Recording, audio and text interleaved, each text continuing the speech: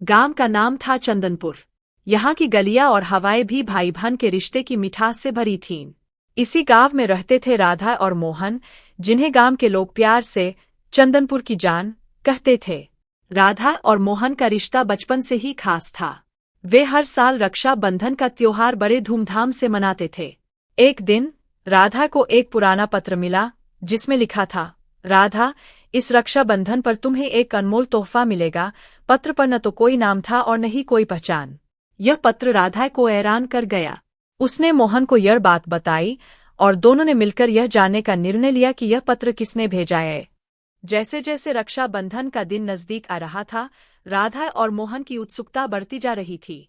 उन्होंने गांव के बुजुर्गों से भी इस बारे में बात की, पर किसी को भी इस पत्र का राज नहीं पता था।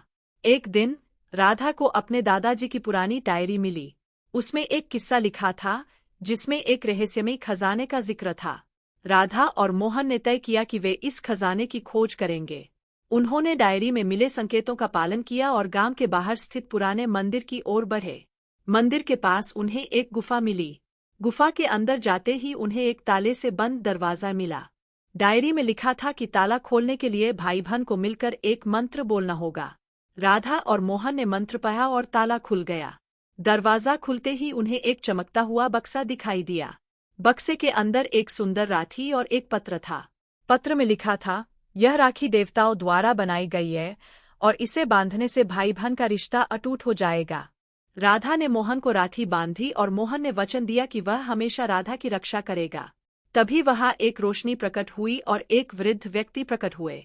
उन्होंने कहा, मैं तुम्हारे पूर्वज हूँ। यह खजाना तुम्हारे लिए ही था। इस राखी की शक्ति से तुम्हारा रिश्ता और भी मजबूत हो जाएगा। राधा और मोहन ने उस दिन को अपनी जिंदगी का सबसे खास दिन माना। उन्होंने समझा कि यह रक्षाबंधन सिर्फ एक त्योहार नहीं बल्कि एक भावना है, जो भाई बहन के रिश्ते को और भी मजबूत बनाती है। रक्षाबंधन का दिन आया और पूरे गांव में धूमधाम से मनाया गया। राधा और मोहन ने अपनी खोज की कहानी गांव वालों को सुनाई और सबने उनकी हिम्मत की प्रशंसा की। अब हर साल जब भी रक्षाबंधन आता, राधा और मोहन उस खजाने की राखी को विशेष रूप से पहनते और अपने रिश्ते को और भी गहरा करते। समय बीतता गया और राधा और मोहन का रिश्ता और भी मजबूत होता गया। उन्होंने अपने बच्चों को भी यह कहानी सुनाई और सिखाया कि रक्षाबंधन का त्योहार सिर्फ एक धागे का बंधन नहीं है, बल्कि एक वादा है जो जीवन भर निभाना होता है। इस तरह चंदनपुर की गलियों में राधा और मोहन की कहानी एक मिसाल बन गई। हर भाई और बहन ने उनसे प्रेरणा ली और अपने रिश्ते को और भी मजबूत बनाने का संकल्प लिया। इस तरह रक्षाबंधन का त्योहार हर साल और भी खास होता गया और भाई बहन के रिश्ते की मिठास से चंदनपुर की हवाएं हमेशा महकती रहीं।